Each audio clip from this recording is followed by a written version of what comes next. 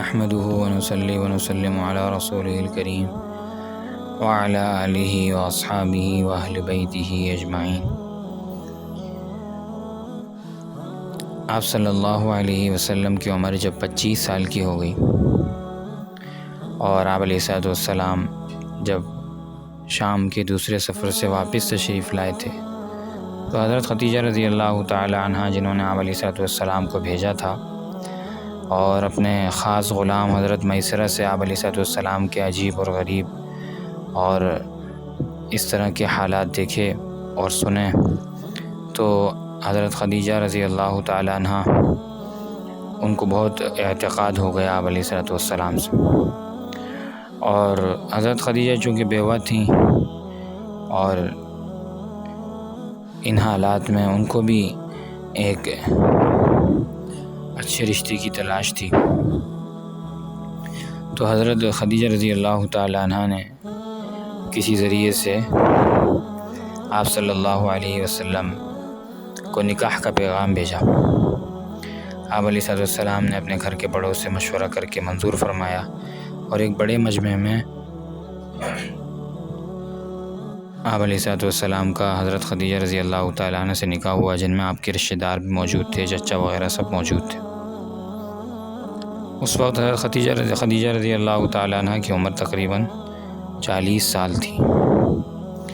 حضرت خدیجہ بنت خویلد ان کا نام ہے، والدہ کا نام حضرت فاطمہ تھا اور دادا کا نام اسد اور ان کے والد کا نام عبدالعزیٰ، اور عبدالعزیٰ جو ہیں وہ قصی کے بیٹے تھے، جس کا جو ہے ذکر آپ علیہ السلام کے سلسلہ نسب میں بھی آیا ہے۔ تو اس طرح یہ چونکہ ایک ہی قبیلہ تھا، آگے جا کے قبائل میں رشتہ داریاں مل جایا کرتی تھیں، تو اس طرح حضرت خدیجہ رضی اللہ تعالی عنہ کا آپ صلی اللہ علیہ وسلم سے نکاح ہوا، جبکہ آپ صلی اللہ علیہ وسلم کی عمر 25 سال تھی اور حضرت خدیجہ کی عمر تقریباً 40 سال تھی۔ اور حضرت خدیجہ آپ صلی اللہ علیہ وسلم کے نکاح میں تقریباً 25 سال رہی ہیں، اور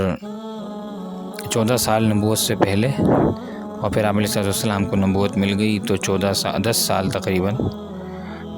تقریباً جو ہے وہ نبوت کے بعد، اور کل عمر جو حضرت خدیجہ نے پائی وہ تقریباً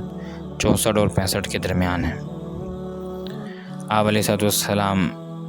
نے اس وقت تک کوئی نکاح نہیں فرمایا، اس کے علاوہ جب تک حضرت خدیجہ رضی اللہ تعالیٰ عنہ حیات رہیں، اور حضرت خدیجہ رضی اللہ عنہ کی وفات کے بعد پھر آپ علیہ السلام نے اور نکاح فرمائے۔ حضرت خدیجہ رضی اللہ تعالیٰ عنہ سے آپ صلی اللہ علیہ وسلم کی جو اولاد ہوئی اس کی تعداد تقریباً 6 ہے، 2 بیٹے 4 صاحبزادیاں، حضرت قاسم اور حضرت طاہر۔ حضرت طاہر کا نام عبداللہ بھی بتایا جاتا ہے۔ ان دونوں نے بچپن ہی میں وفات پائی تھی، اور بیٹیاں جو تھیں وہ حضرت زینب، اس کے بعد حضرت ام کلثوم، رقیہ، پھر حضرت فاطمہ رضی اللہ تعالی عنہ۔ پھر بچیاں بڑی ہوئیں تو ان کا نکاح، حضرت زینب رضی اللہ تعالی عنہ کا نکاح حضرت ابو العاص بن ربیع سے ہوا، ان سے ایک لڑکا ہوا تھا، اس کا نام علی تھا، اور ایک لڑکی ہوئی تھی، ان کا نام امامہ تھا۔